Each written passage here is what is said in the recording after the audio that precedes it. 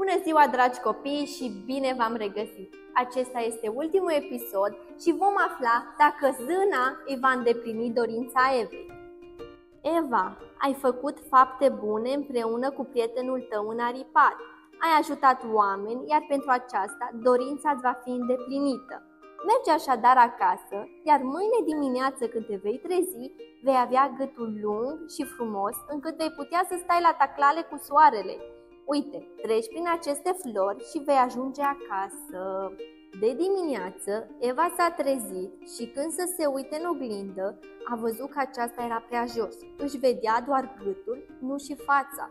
A ieșit din casă, vedea peste gardurile vecinilor, deși știa că nu e frumos. A văzut că soarele era mai aproape de ea și l-a salutat cu bucurie.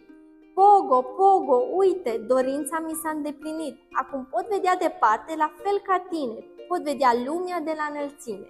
Era tare fericită Eva. A promis că de acum încolo va face numai fapte bune și îi va ajuta pe cei care au nevoie, ori de câte ori are ocazia. Era tare mândră de gâtul ei lung. Inventa tot felul de jocuri cu prietenul ei Pogo, care vede mai departe în zare, care salută soarele și altele, și alte jocuri, care întotdeauna se terminau cu chicote de râs.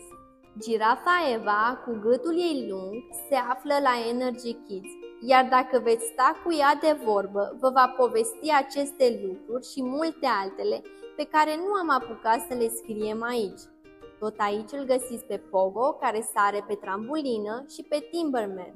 Mai sunt și jeturile de apă, cu ajutorul cărora puteți lupta cu diverse creaturi sau vă puteți antrena la basket.